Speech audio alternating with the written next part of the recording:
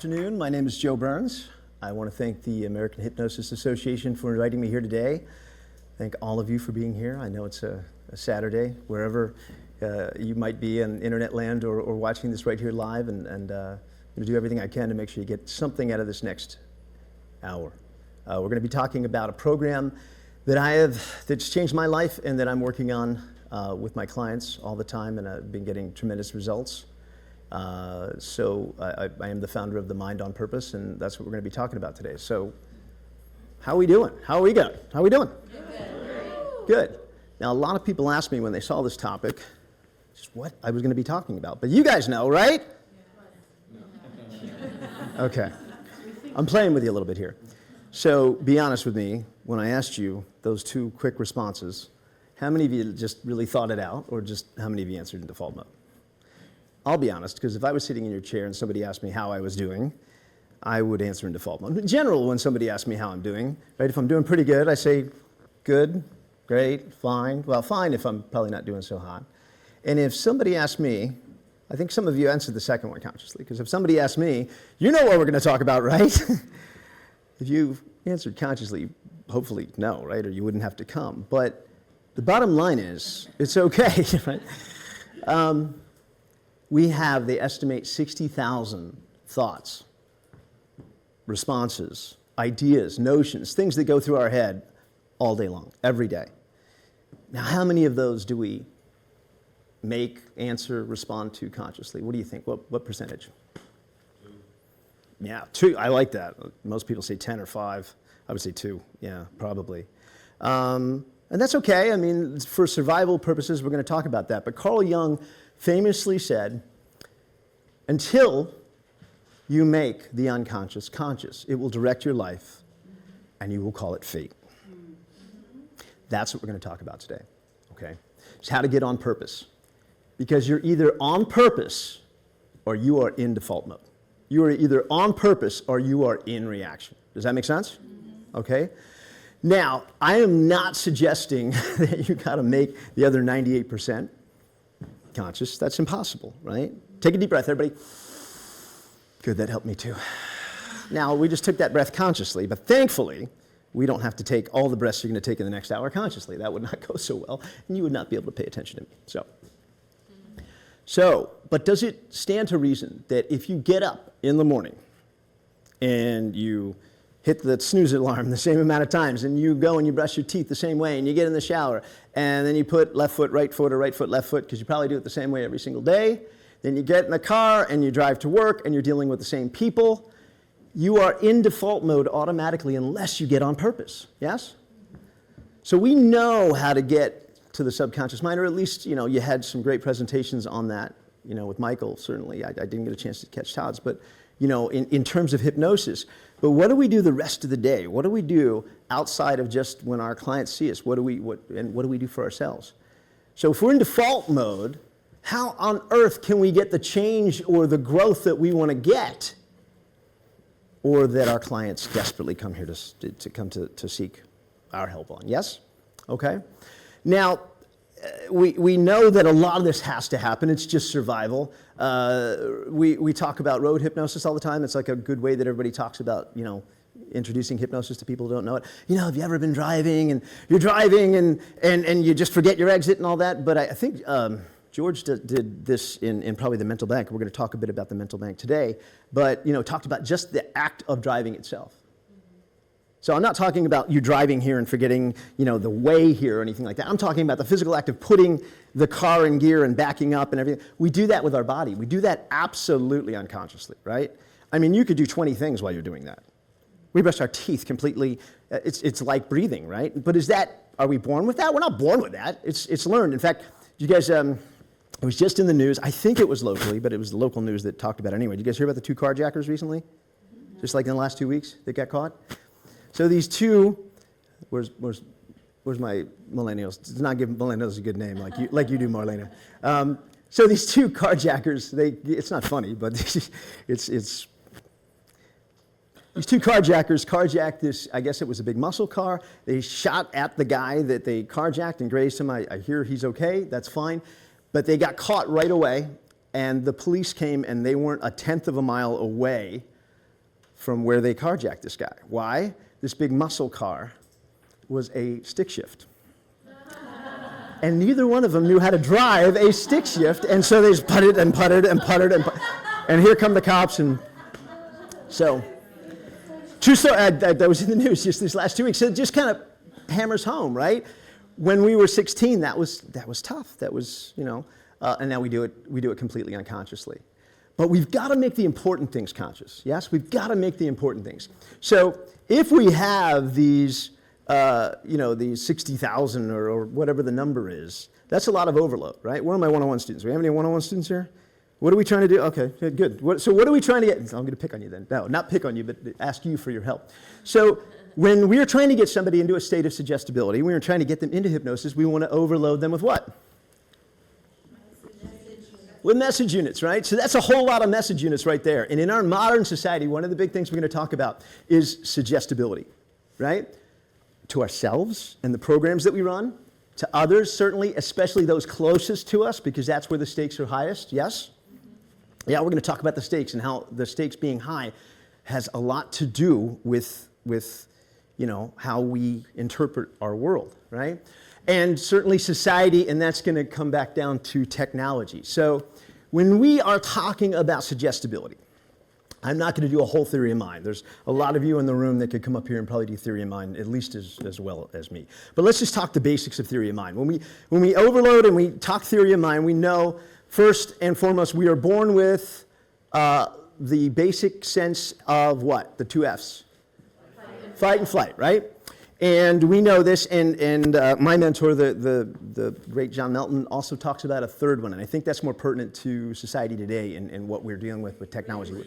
Freeze. Very good, right? Because fight and flight has served us throughout evolution. It's taken care of us as far as, when bigger things wanted to eat us and they ran faster than us, they were stronger than us, they had sharper teeth. But generally today, we are not often in a life or death situation. I'm not saying it can't happen, right? Driving on the LA freeway, certainly, probably more often than other places, but not as often, right? So it's really more about freeze, because what we really want to talk about today is it's not really about life or death of our bodies. It's a life or death of our identity.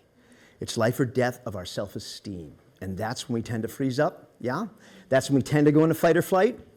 And as we develop, we know from 0 to 8, we have our knowns and our unknowns, right? And we develop then what? Our critical mind. As we develop that critical mind, and by the way, I have a boy who just turned 10, so I've seen this. If you don't know, you go from 8, I'm not sure about Santa Claus, and then 9, I'm pretty sure he didn't, and then 10, no, right? So, it's that critical mind, and we are going to talk about that critical mind all day and how it can become our friend, and it has, as we know in NLP, right, it has great intentions, it has good intentions for us, but it can also become, and we want to be very careful of this, it can become our own worst critic, yes? That critical mind, that parrot on our shoulder. But as we start to develop that critical mind, and I see this with him now, and his little mates, his little friends, and as they go about their day and they come home, and what he tells, and he's, now he's influenced by them. And so what we're doing all the time is we are comparing our own, right, our own, and I put this in air quotes, our own personal truth to everyone else's social mask. Yeah, as we start to develop all through grade school now he's going to go in, and we go into secondary school, and it gets worse, doesn't it? The mean kids. And now the mean kids are the twidiots on Twitter. That's what I call them anyway. Where they can hide behind something and just be mean. So we were comparing our own personal truth all the time to the social mask. I had a great upbringing. My parents were amazing, and they gave me so many gifts. But were things perfect at home, right?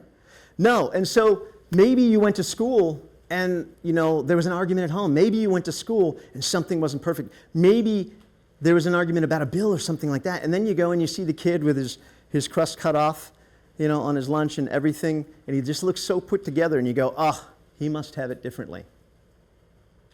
My son goes to school with all the Hollywood elites, so he's definitely comparing his own personal truth a lot of times to that social mask of other people. And that's going to get more intense, and it's on steroids now as we're talking about technology. Yes? Okay? So as we, and by the way, we know in a good way, this is a good way to introduce your clients to the idea of inner child. So, let's say, she's my girl, so I'll pick on her over here, Marlena. So let's say my son's outside and we forget to bring his iPad. And I go, Marlena, would you do me a favor? Will you lend him your iPad, right? And so she says, oh, okay, for you. And so she lends Connor her iPad, and the hour's over, and we go back, and she retrieves her iPad. Now, if you've ever given a 9-year-old, 10-year-old an iPad, the first thing you do is wipe it clean, because it's all smudgy, right? And then the next thing you do is you wipe it clean, right? Because there's some things on there that might not serve her as an adult. Yes? Okay? Now, if she can wipe it clean, great. If she can't, she might take it to somebody who knows how to change that programming, and that's what we do. So certainly, I believe in hypnosis. This is all about hypnosis, but I also want to talk about the things that we can do outside of our hypnosis with our clients and with ourselves. Yes? Okay? So that's the program we're going to talk about today. So let's first start with let's talk with technology. And things are bad and getting worse, right? Things are bad out there. Anybody seen Hans Rowling? Rowling, I think, on YouTube. Has anybody seen Steven Pinker? Yeah? Okay, you guys can't participate. So, Hans does this great little quiz. I'm not going to go through all of it, but I encourage you to watch both of them because there's a definite negativity bias in general. Now, when we're looking at negativity biases at first, all right, there's an evolutionary reason for them. But if I were to ask you, do you think that 20%, not just the kids in we think U.S., but all around the world, 20% of kids are immunized or 80%? What do you think? Who says 20? Come on, you gotta raise your hand for one or the other. Who says 80? Okay. This is a very positive group. I like that. Violence against women, going up or going down? Up? How many say up? How many say down? Okay. Terrorism, going up? Going down? Okay. Across the board, in almost every metric, things are getting better. Across the board. And Hans Rowling talks about this. Steven Pinker in Better Angels of Our Nature talks about this. Don't worry, you guys. If you said negative, it's okay. Because they do these tests with Nobel laureates, they do it with UN officials, they do it with heads of state, and they all skew towards the negative because we're bombarded with it. We're bombarded with it. And by the way, it's evolutionary, very natural, yes, and it does have to do with money. It has to do with clicks, certainly. We're going to get into that, okay? But it also has to do with our evolutionary bias, right? If John and I are walking on the Serengeti, and we are, hungry, and we see a dead animal, we're not sure how long it's been there. We see a plant that we're not sure of, we rock, paper, scissors, and we try and figure it out. Now, if we both go ahead and eat that, now what's the upside? The upside is if we have a meal, we have a meal. We're okay for the next couple of days. What's the downside? If we get really sick and we can't hunt, or we get really sick and we die. Our genes are eliminated from the gene pool forever, right? If you're taking care of the nest or the cave and a stranger comes up, if that stranger brings something to your tribe, to your group, okay, good. If that stranger is a stranger danger, does anybody remember growing up with stranger danger and don't talk to strangers, don't get in the car with strangers? Now we have apps where we have strangers in cars come and take us to places to hook up with strangers.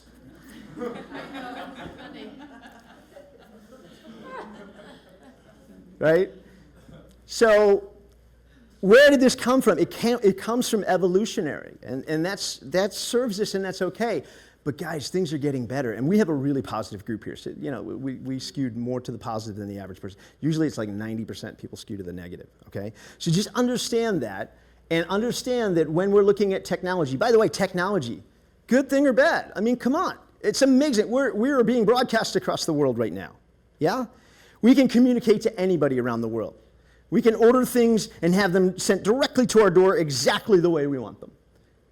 We are in an information age where, yes, Marlene, I'm old. That when I used to have to look up stuff, I used to have to go to the library. There are these things called libraries, and you had to go to them, and you had to take out books, and the book you wanted was always taken out by somebody else.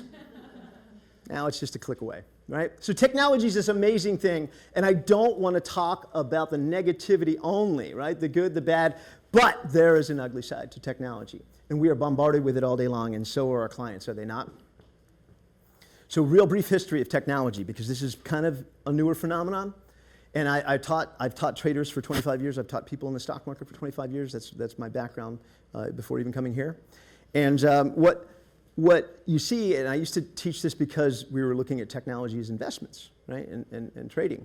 But over 100 years ago, most people lived in small towns. They lived in small villages, towns, and by the way, they identified by that town. You didn't say, I was American. You didn't say, I'm a Californian. You said, I'm from Encino. I'm an Encinoan, whatever that would be. Encinoan? Encino man? But that's the way you identified. You stayed within 14 miles of your hometown, except for maybe one big event. Like maybe you went to a family reunion, a funeral, a wedding or something, and then you came back and you lived and you died right in that little town. There were no jobs.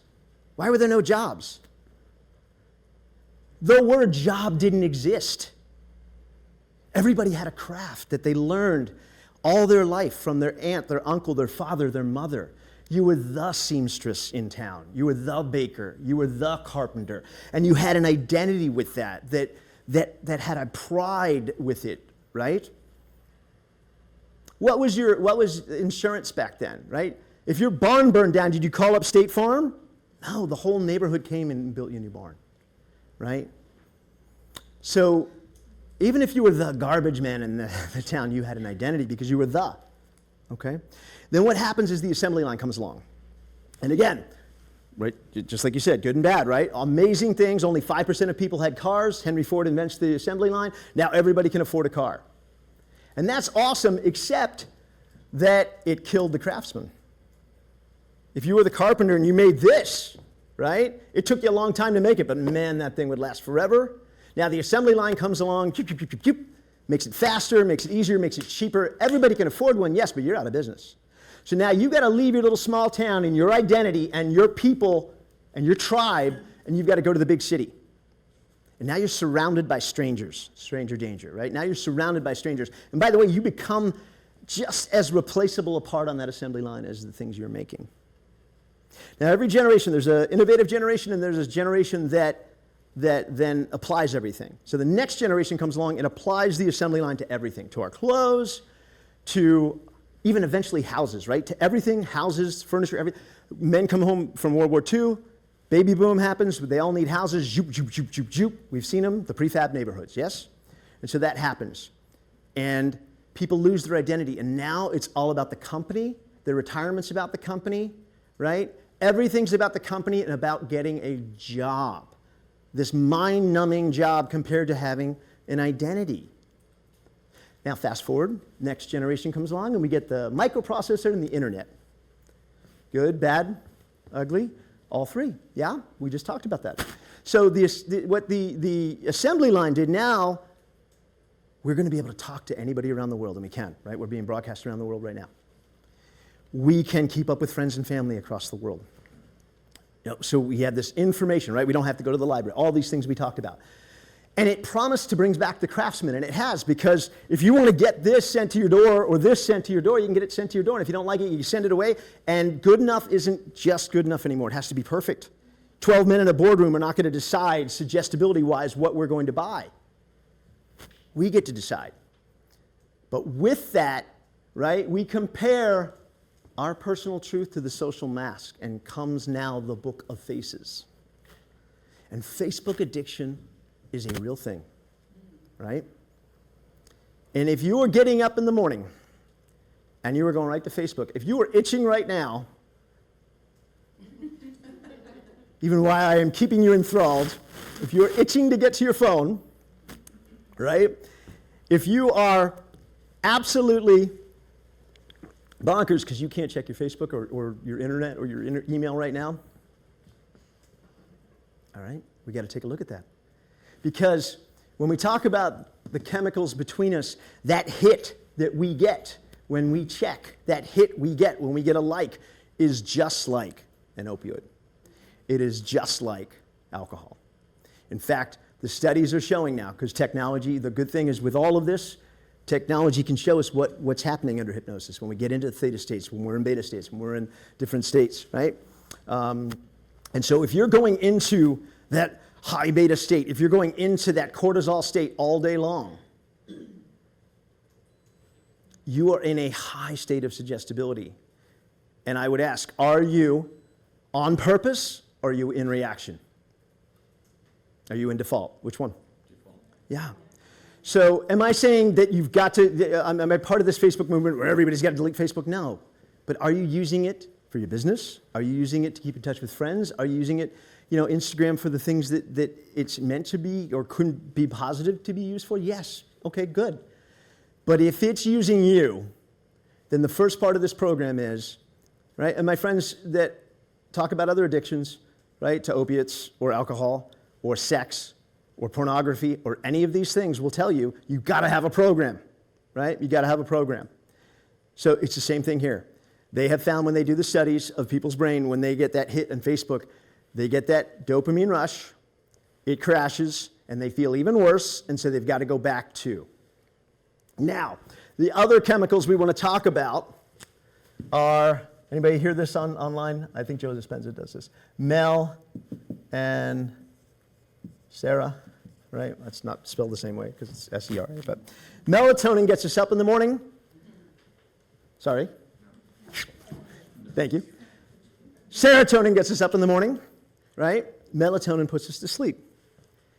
If you are disrupting that body's natural rhythm, you can't get into the sleep patterns that we all know are healthy, right? You can't get into the 3 dreaming phases. You can't get into, your clearing of the cache, that last dream phase. You can't get through your night with all of that. And the studies now of, especially with technology and the overstimulus and everything like that, we're just not getting enough sleep. We're not doing the healthy things. And the studies are basically showing us that if you're driving around without sleep, you're basically driving around in a state that's pretty equal to a drunk driver.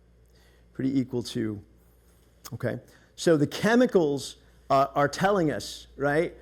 And this gets us into magic hour. This gets us into being suggestible to ourselves and what we're going to do, okay? So the first part of the program, though, is we've got to get on purpose with our technology. Not early in the morning, okay? So what do I mean by magic hour? We all know that there is 2 times in the day when we naturally get into that kind of hypnotic, suggestible state that we can either use for us or we can have in reaction being used against us.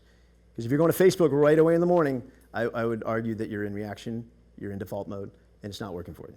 Not working for you in terms of what we're talking about, getting on purpose, yes? So what are those times? What are the times we're talking about? Yeah, about a half hour when you wake up, right? As you're transitioning from the deep sleep into gotta be up, gotta be ready, gotta be working, gotta go, right? So that half hour, that is the first half of magic hour. And then what's the other half? That half hour when we go to sleep. Now, I am not going to do the whole mental bank theory here. How many of you are doing the mental bank, familiar with the mental bank? Awesome, yeah. In this room, I figured we'd have a lot.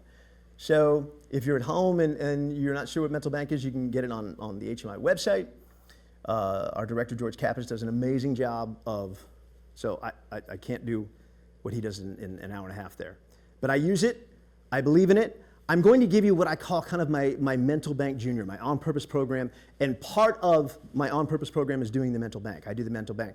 But I was resistant to the mental bank at first, as if you watch his lesson on it, he'll say. Why was I resistant? Why are we resistant to improvement and change? What happens? What are we talking about? What's the phenomenon? Very good. Very good. Homeostasis, right? So that homeostasis works for us. It's worked for us. But what does homeostasis do? It keeps us the same, right? The assembly line kept us the same, right? All of these things were designed to have, the assembly line put everything out the same. So let's now move into an age of, that's the beautiful thing about this, right? Is we have all of these things at our disposal. We can get online and we can get amazing things sent to us, right? We can get up in the first half hour, and I don't care if you're just doing your normal routine, but in that half hour you're running something positive. You're running a positive message. There are those out there, and you can even get apps that'll just send you nothing but positive stuff on your Instagram. Just send you, right? Just send you positive things. So use that in the morning. In the morning, what we want to do, Gaia, right? We want to get grounded. Isn't Gaia something like Earth? All right, I'm reaching a little bit, but Gaia, we want to get grounded. So gratitude. We know from NLP we can't be in two states at once. We can't be in gratitude and pissed off, right? We can't be grateful for something and jealous. We really can't be on purpose and in reaction, right? So the G, gratitude. First thing in the morning, what am I grateful for? We learned this as little kids, right? God bless mommy and God bless daddy and God bless, right? And in the morning and when we go to sleep, our morning prayers. So even if you're not religious, that's okay. I'm not necessarily saying you got to pray, but gratitude, intention. Start the day on purpose with intention. What do I want the day to look like? I love this. They in kindergarten and first grade, when my son was a little bit younger, they asked all the kids, what do you want to be? And they had a little nameplate with what they want to be. And I want to be a doctor. I want to be a dancer. I want to be a lawyer. He said, I want to be a superhero. And I keep that on my desk. I want to be a superhero. Be a superhero. Get your superpowers going in the morning. Get on purpose, because suggestibility is a superpower. It is. And you are either using it on yourself and on others, or it's being used on you, the advertisers, the 12 men in a boardroom deciding what we're going to buy. Yeah? Okay? So intention. Get on intention. What do I want the day to look like? When I work with my clients, a lot of them love this, especially a lot of my artists. I end up working with a lot of artists and actors and writers and songwriters and authors. And they love this idea that they are the hero in their own story because they're writing about heroes. Right? You're the hero. You are the hero in your own story. You are the hero in your own story. You are writing that story today on intention. Yes? And you're either on intention, you are either on purpose, or you are in reaction. So put on your cape, put on your whatever, put on your, what did you like that? Put on your superhero, put on your armor and go slay the dragon. On intention throughout the day. Because if you start that way throughout the day, okay? And then finally your affirmations, and we'll talk about where you get that. All right, now, what do we focus on? We're talking about our state, and we're talking about our self-talk. And we know from NLP what we focus on, we get, right? And we've talked about identity, self-esteem. That's what we're trying to build, yes? Well, before I get to these things, let's fast forward to the night, because we're bookending Magic Hour, okay? So morning, gratitude, intention, affirmations, get on purpose, put on your superhero costume, go slay the dragon. At night, in that last half hour, no Facebook, no internet unless it's positive. There's some great things on there that I listen to, right? I listen to tapes from my mentors. I listen to, right? So there's some great things that you can listen to. Now, this is when I do my mental bank. But before I started the mental bank, when I was in a little bit of resistance, and what I do with my clients to get them towards that is not your to-do list. Some of you guys know this because I've done it with you, right? Your to-done list. What's the difference? I'm guessing what you've accomplished or done already. Absolutely. What you've done during the day. Right? At the end of the day, it's very natural. You're all achievers, you're all strivers, and you're thinking, my to-do list, my to-do list. That gets you outside of yourself, right? It gets you focused on all the things that you didn't do, that you don't have yet, right? You guys, you're going to die with a to-do list. We all are, right? We're going to die with a to-do list. We're going to die with things we haven't done yet. But if we're building our self-esteem, and that's really, if you read, Dr. Kappas' Success is not an accident, right? He's talking about building our self-esteem. He's talking about changing that programming that we know is largely done right? The iPad that I talked about with Marlena and my son, that programming is largely done, right, by our parents, by all of the other things around us. That life script is already written, and most people don't ever take the time or get on purpose to rewrite their own life script. Sad. But that's not us, and that's not for our clients, right? So we focus on our to-done list, and then, yes, our gratitude and our affirmations. If you're going to do your to-do list, and you're just that, you got to try and do it before that last half hour. Try and do it in an affirmation form. What would that look like? I'm very happy to have done my taxes tomorrow, right? I am very happy to have whatever, okay? So,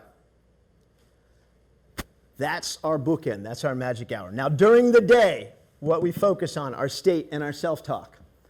Are we focused on our past self or our future self? Our past self or our future self? Our past self is our life script. It's that programming. It's the parrot on the shoulder. It's the critical mind. And the critical mind, by the way, is really appropriately named, isn't it? Let's go back to that. I said we're going to go back to that. Think of it. If I brought up Webster's dictionary and we looked at critical, there would be a number of different definitions. What would they be? What would the definitions be? Give me some of the different ones. Breathe, deep breath, guys. Breathe. We got a little bit more time. Hang with me. Come on. Judgmental, good. I'm going to get to that one. That's the last one. I like it, okay? But what else? Critical? To look at something from all sides. Good. So critical, to critique, to build our executive function, right? As we go from 8 and believe in Santa Claus to, having to judge and look at things and make decisions and make good decisions, right? We need that critical mind. Critical means important, right? Critical, vital. It's vital. It's vital for our survival. And then finally, yes, it is judgmental, right? And again, a lot of times our critical mind becomes our own worst critic. That's our past self. To make change, you can live in the past in default, or you can decide what you want the future to look like. And this takes some bravery. This takes not letting anybody tell you different and focusing on something different and getting on intention in the morning. And throughout the day, anytime your focus wavers, just like we do under hypnosis with somebody, we bring their focus back. We know that focus and laser focus is important. What we focus on is important. The universe will give you anything that you feel you deserve. Wow, that's got a lot of weight to it. Can you feel the weight of that? And by the way, ask all the lottery winners who lose it right away what the universe will do if you don't feel you deserve it. Do we agree with that? Okay? If you feel deserving, you'll get it. So you want to get in that energy of future self. Get in that energy. Get connected to that energy. Feel it. Feel what it's going to be like to have that thing that you want in your life. Right? And I'm not talking about necessarily material things, although it could be material things. That's nothing wrong with that. But the life that we want. Get on in intention. Get on purpose with that in the morning. Now, get to versus got to. Watch your language all day long, right? And I kind of already blew it, but if we were going to say we want to go to the gym, what's a low energy way to say we want to go to the gym?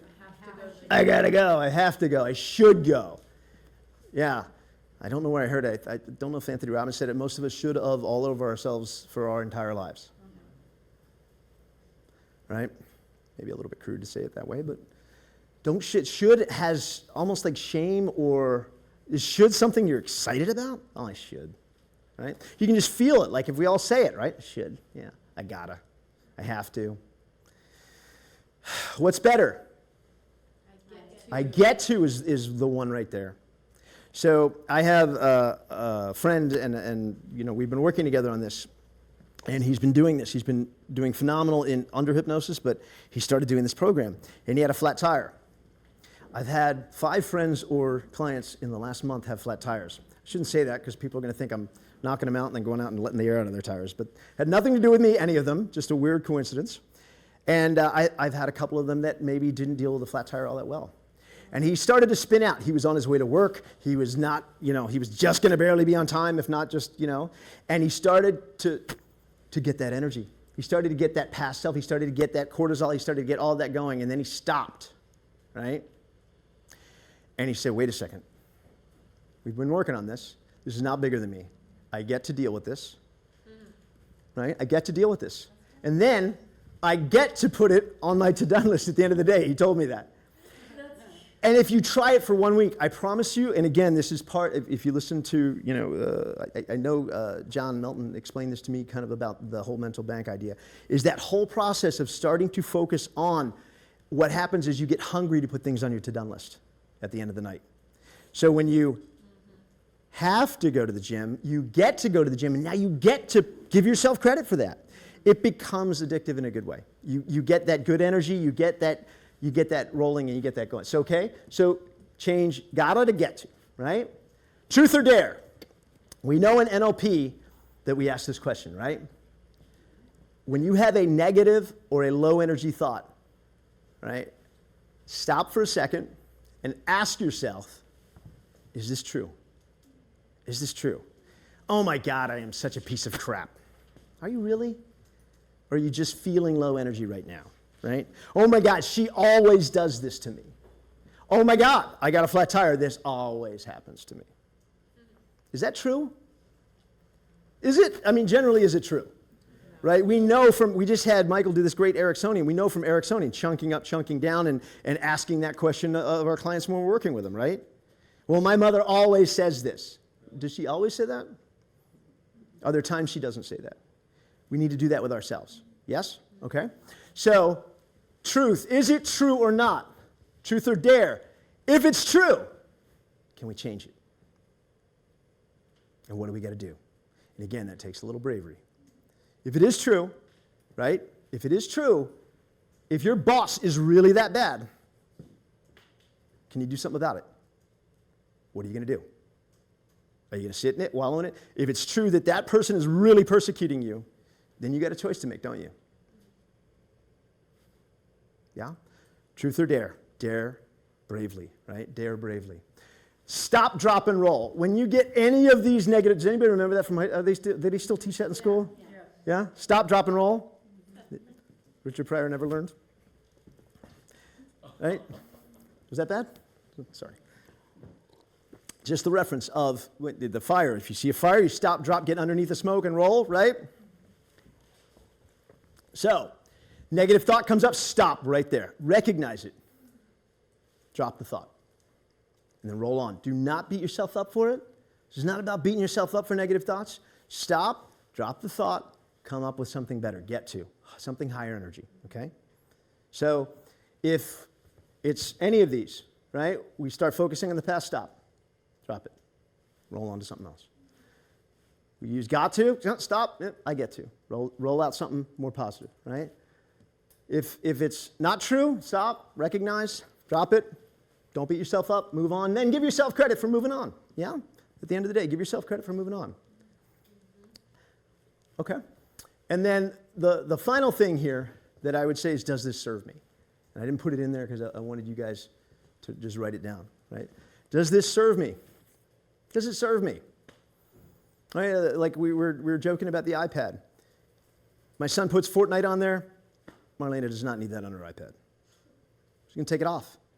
So if somebody puts something on your iPad when you were 9 and doesn't serve you, you got a choice to make again, right? You got a conscious choice to make. Guys, you are either on purpose or you are in reaction, right? On purpose or in reaction. So, one of my favorite quotes, and I've tried to find the source of this quote. I've heard that it's Gandhi. I've heard that it's a number of different people. But mind your thoughts, for your thoughts become words. Mind your words, for your words become actions. Mind your actions, for your actions become habits. And mind your habits, for your habits create your character and your destiny, okay? So we want to focus on our words all day long. Magic hour, right? We want to pay attention on both ends. So we're taking a little fast from technology in the magic hour. We're being conscious of our technology throughout the day. We're using maybe something that helps us as far as being on conscious and on purpose, maybe when it comes to technology, because I'm not a Luddite. I'm not saying let's go bash all the machines, right? There's wonderful things about technology. We know that. Let's use it, not let it use us. Now, when it comes to this, getting on purpose, we know in the morning, gratitude, intention, affirmations. Throughout the day, always aware of our focus and our state and our self-talk. I would say also one thing I didn't talk about is your body language. How's my body language right now? Pretty good? Okay. I don't know who to give this credit to, but I do it when I get on stage. I just, okay, it's my, it doesn't have to be a superhero pose or something, so crazy. But when you're going into a situation, you want to check yourself, okay? Check your body language. Again, I wish I could give credit to who I heard this from, but I love it. He said, anytime I go through a doorway, I check my body language. How often do we go through a doorway? Pretty often, right? And when we're going through a doorway, it's almost always, well, when we're going through something important, we almost always go to a doorway for it. Yes? If you're going into a meeting or you're going, so he says, every time I go through a doorway, I kind of check myself. And again, I wish I could give credit. I'll try and find out who that is and put it on my website. All right, so now let's talk about others. Target intention. Now, if we are going to be forgiving of our own 9-year-old and the programming that is on our iPads, are there other 9-year-olds out there that we're dealing with all day long? I got a whole bunch of them sitting in front of me. I'm not trying to put you guys down and say you're 9-year-olds, but we're all running the same programming of, right, that we were handed unless we're getting on purpose. So, back to a story about my, at the time, 9-year-old. We were going to Target. We were going to go do some Christmas shopping. And how many of you have ever taken a 9-year-old to a toy store? Or been a 9-year-old in a toy store, right? Or a candy store. So, and that's what he hears when he hears Target, because Toys R Us is out of business. Talk about technology. My son goes, I hate Amazon. You get things off. Yeah, but it put Toys R Us out of business. I used to like going there with you. So now the closest thing is Target. So I say Target, he hears toy store. But I know this, and I'm going to get on intention. And by the way, when I tell you this story, I don't want you to think this is me all the time. This is not me. This is me. This is when it went really right, and I tell all my clients this, and I tell myself, and I tell it over and over and over again, so I hear it over and over again, okay? Because this is getting on purpose and getting on intention. So I tried to prepare him. I said, look, we're going shopping for other people. That's what we're going to be. And then we're going to meet Grampy. You're going to meet his grandfather afterwards, and we're going to go to lunch. We're going to have a wonderful day. And by the way, I know you just went to this birthday party, and you got some baseball cards, so I'll get you some baseball cards, and then we're going to shop for everybody else. Okay? Okay, Dad. Right? Now, did that seal the deal? Come on. We're talking about a 9-year-old going to a toy store, right? So we get there. And first thing I do, if you go into Target, and we also have some groceries and stuff, and that's why it's all right there. But right when you walk in, that's where all the cards are. So right away, I fulfilled my end of the bargain. Got the basket, got the baseball cards. What do you want? The big pack, got right in there. He knows that we fulfilled our end of the contract. So then we go and we do our shopping, and I had told him, hey, we can do a little eyeballing of things, and let me know and Mom know what you want for Christmas, and maybe Santa Claus what you want for Christmas. Again, let's not get into the whole Santa Claus thing. He was right at that point. So we do all our shopping, and now the little lawyer comes out, and as we're passing the toys, he goes, now you did say that we could go through the toy store. Okay, so we go through. Now he knows better than to ask for something big right before Christmas, but we're passing these little figures, these little Halo figures, and he's got 1,000 of them. But apparently he didn't have the 5 that they were offering. How he knew that, I still marvel at. How did he know he didn't have those 5 with the other 1,000? And he didn't even have to ask. He looked down at them and he looked up. And I said, well, how much are they? Because he's been really good at that point. He goes, I don't know. And I said, yeah, you do. Because I want him to know the value of things, right? And so he looks down and he goes, I think they're $4. And I go, okay. And he goes, can I get that instead of the and I go, I'll tell you what, you've been great. I'll let you get 1. So what does the little lawyer do now that you've given him? Can I get 2? No. We're going to get 1, and we're going to get the baseball card. Can I get, and he starts to go. I said, but I had prepared for this. I was on intention. I was on purpose. And I was ready to do this with loving boundaries. And I said, no. I decided, and you're getting, And now the lawyer gives way to the 9-year-old. But I don't have, and who knows if Santa Claus, and now I'm starting to feel it. My body, my past self, and the triggers that sometimes have led me to go, why you little sport? Not that yes, I have. Right? I haven't always been on intention, on purpose with this. And so he starts to do this. And I'm noticing other parents. You start to notice other parents? And you're sure, right? I didn't ask, is it true yet? But I started seeing other parents, and I swear they were looking at me. And I thought, of course, through running my old program and what they were saying, oh, that spoiled child, and he just spoils and blah, blah, blah, right? Now, is that true? Or do you think some of them are going, oh, my poor guy, I've been there before? So fast forward a little bit, and he starts the waterworks. Listen, you're doing everything you need to do. Well, I can't go see Grampy now. I've been crying. It's okay. We're going to go wash your face. We are going, now I chose which one he's going to get, and I put the baseball cards back in the basket, and I put the one we're going to get, and I said, now listen, and I told him a story. I'm going to tell you a real brief story, because again, I told you I used to work with traders. This is our human mind. This is how we work if we're not on intention and on purpose. And my old boss, who was one of the greatest traders of all time, used to tell this story. For 40 years, he told this story. And I tried to tell it to them. It's almost a little Ericksonian, following up Michael with this, just in terms of the storytelling. And so I said, you're focused on the fact that you had 3 things, when really you came here with nothing. You had one. I started to tell him the story. But the story that my boss used to tell, that I want to share with you guys, and then we'll come back to that, is, and this is what traders do all the time, this is what we do in our minds, this is what our clients are doing. He just said there was a little boy who went out behind his farm and saw all these wild turkeys and said, oh, I'm going to be a hero. I'm going to bring home some turkeys. So he gets a box. He goes and gets an old-fashioned, box trap. He gets a box and a stick and a rope and puts some grain down. And he's like, when these turkeys run in, goes behind the tree, and he's going to pull the thing. And so 10 turkeys run in, and he goes, 10 turkeys. When 2 more run in, I'll pull the string, and I'll have 12 turkeys.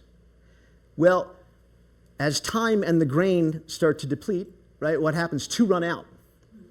And he thinks to himself, I had 12, now I only have 8. Now, did he have 12? No. He only had 10. But that's what we do. Our mind gets outside of ourselves if we're not on intention.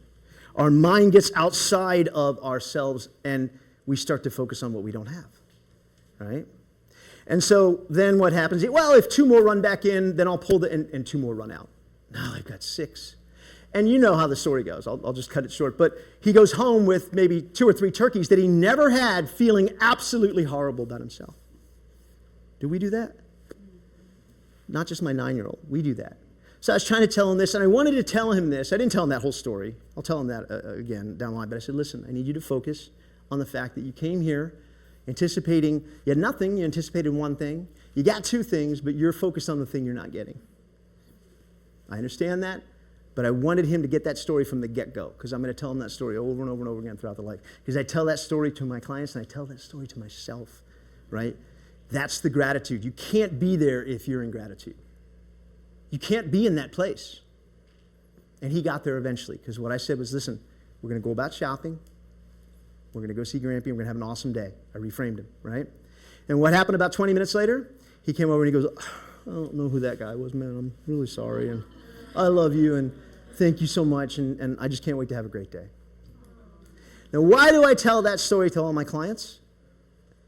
Selfishly, because I want to hear it all the time, because I can be that 9-year-old sometimes. And when I tell it to my clients, I want you to understand that it's about forgiving the 9-year-old and us. And do we deal with other 9-year-olds all day long? Right? And so when we're dealing with other people, we want to understand we're dealing with that programming. They're doing the best they can. That programming was done by people that is doing the best they can, right? And if we can be loving, and if we can keep those I love you, I know you're doing everything you need to. Now, do I talk to my client? Do I talk to other people that way? No. We talk to them differently, but it's the same intention, yes? It's the same intention. I love you. I know I'm not happy with your behavior right now, because I told him, I'm not happy with your behavior right now, but I love you, and you're doing everything you need to do, and when you're ready, I'm going to be here, and we're going to be okay. If we dealt with our loved ones like that on a constant basis, the world would be a better place. Right? We don't get that from the Twidiots, and we don't get that from, but that's what we get right there, okay? Now, the stakes are higher when it's someone we love. Somebody cuts you off on the freeway, yeah, the stakes might be high because you're traveling very fast and it might be dangerous. But when you're talking to your wife or your husband, when you're talking to your daughter or your son, when you're talking to your mom or your dad, or you're talking to your boss. Now, again, I would say family stakes are even higher than maybe your boss or the people around you, but the people that are around you all the time, right? The stakes are higher. That's when it is work. That's when it is a program. Do we understand that?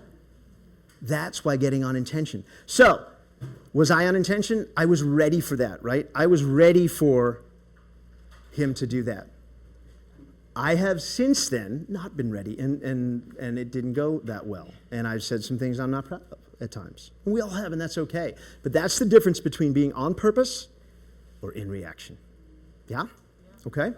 So, that's the inner parent, right, working. And we want to do it for ourselves and for those of us around us.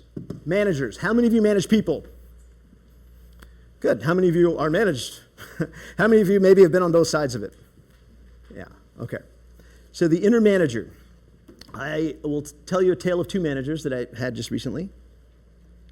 One hired me to be a speaker and a salesperson and said, hey, we believe in you and we are going to let you be you and blah, blah, blah. And it was anything but. This gentleman was so micromanaging. Had a camera in our offices in the middle of meetings with other clients, would call us up in the middle of the meeting and say this, say that, say that. When I was doing presentations in the back of the room, would hold up things, say this, say that, say that. Would walk in the middle of meetings with people and say, hang on a second, pull me out. And say, and it wasn't just me, it was the other people he hired. He went through 12 people for 3 positions in 6 months. Okay? So either he's a really bad at hiring or that micromanaging. To give you an idea, this guy, he was a huge guy, 400 pounds, and he was an all-state state champion wrestler. And his dream was to create, you know those head things that wrestlers wear, the little things to protect their ears, right? He wanted to put a speaker in there so that he could tell the wrestler to do exactly so he could remote control the wrestler. It wasn't enough to shout from the sidelines. He wanted to micromanage the wrestler in there. So it gives you an idea. All right. Now, after that, I had another manager. Now, if we have a manager and we're managing people, do you think maybe the opposite of that guy, because that guy's the micromanager, right? That's what we do to ourselves sometimes, right? We're on top of ourselves. You always do this, you always do that, it's almost like we're that guy on our shoulder, right? Managing ourselves. You didn't do this on your to-do list, you didn't do that, you didn't do this again, you didn't, right? So that's not the way to manage ourselves. Now, what about the opposite? If you manage people, maybe you don't be that guy and you just check in with them at the end of the year, right? You hired them, they're talented, you check in with them at the end of the year, or if they're doing really horrible, then you check in with them and you fire them. But that's also how a lot of us and our clients manage themselves. They check in once a year. When is it? Yeah, got a half bottle of champagne in them, New Year's, and they go, this year I'm going to go to the gym. This year I'm going to be thinner. This year I'm going to be taller. This year I'm going to be, right? Made that resolution on some people. That's not the way to go either, right? I've since had a manager that set monthly goals and checked in weekly and was always first saying, here's what you did amazing, giving credit, building self-esteem, right? Here's what you did amazing, and here is where we're going to pick it up. So once a week, like this manager, I want you to have a managerial check-in with yourself, okay? This is where you want to see where you've done great that week, the sum of your to-done list, yes? And where you could have done maybe a little bit better. Okay, let's see, right? We wanted to go to the gym 5 times, we went 3 times. Why was that, right? Not know why was that, because this other manager I had was very supportive and constructive and coaching. So we want to be an inner manager, inner coach for ourselves that once a week when we check in, right? So we're just not drifting until New Year's. So what does that look like? Okay, well, we wanted to go to the gym 5 times, we went to the gym 3 times. Well, that one time you had the emergency okay, what was the other one? Well, we didn't feel like it. How could we have changed our language, our state, and get in our future self enough to really motivate ourselves on that? What could we change a little bit, right? If it was true, I get to. Yeah, right? And if that's true and we can change it, what do we got to do to change it? Okay? So we want to have that check-in at least once a week with ourselves so that we keep ourselves on pace with all of this. Now, does this mean that I don't believe in hypnosis? Oh, right? This is what I'm doing with my clients in the program that we're doing outside of hypnosis. This is the program that we're doing for the rest of the time. Even when we do that, right, when we do theory of mind, we say, you're going to work with the 10%, I'm going to work with the 90%, and together we're going to have 100%, or whatever the percentages you use. Yeah? So this is what you want them doing in the other percentages. Okay? And then I would say, finally, beliefs. And this is, again, where we need to be brave. And this is where you might have more of a monthly check-in with yourself versus a weekly check-in. What is this? And I'm going to ask you all to pick one over the next day or so. What is one limiting belief that you can change that's going to make a difference for you? I'm too old. I'm too young. I'm too tall. Right? I'm not educated enough. I'm too educated. Right? Whatever that is, get on purpose. Be bold. All right? Because you are either on purpose or you are in reaction. Yeah? I'll take some questions. No questions? Wow. Did better than I thought. I want to give you one more quote that my sister gave me, which is awesome. And Thomas Edison said, never go to bed without asking your subconscious for something. Never go to bed. So that's that intention in a good way going to sleep, right? In that magic hour. Never go to sleep without asking your subconscious, because we know that's the other second part of magic hour. Yeah. You mentioned affirmations. You said you're going to say something about affirmations. Good, thank you. You're welcome. So, that is where you get your affirmations from, okay? With your check-in. Very good. Thank you for reminding me of that, because I'm kind of close to the end and I forgot to put that in there. So you're doing your check-in each week. Where did you fall short? That's where your affirmations, so your manager, right, this great manager that I had versus the bad one would say, okay, what do we need to pick it up on? What do we need to change? And that's where the coaching comes from. And that's where your affirmations are going to come from, right? That's where the things that you want to get on purpose throughout the day for, and then check in with yourself a little bit at the end of the night. Again, I don't want you too much outside of yourself late at night, but in the morning, okay, if it's the gym and we fell a little short, I feel amazing as I am healthy and I get to go to the gym today, right? So that check-in is to say, well, okay, what do we still need to work on? Where do we need to put that into our affirmations so that we change? We change get to instead of got to from that, okay? Because apparently you probably didn't do it because you felt like you had to do it. Now we're going to put it in the affirmations and you get to do it. And you feel great about it, right? So that's the change, and that's where your affirmations can come from. And can your affirmations come from that limiting belief that I just asked you all to look at, right? Yeah, that can be a real powerful, where do your affirmations come from? So your affirmations can be, they can be very run-of-the-mill. And I don't mean to say it that way, like run-of-the-mill. They can be, the normal thing you might think of in affirmations, but make them specific to yourself. Make them specific to what you want. And that's what I ask with my clients. What we're working on, that's how I build their affirmations. They're working with me. So when you have your inner mentor, or you're working with your mentor, or you're working with your mentors here, right? And you're doing the hypnotherapy and you're working on yourself, right? They should be, and they are, I know mine did. Okay, what do you want to work on, right? What are the things? Isn't that what people, when they come to us, we want to know what they want to feel like, what they want it to look like.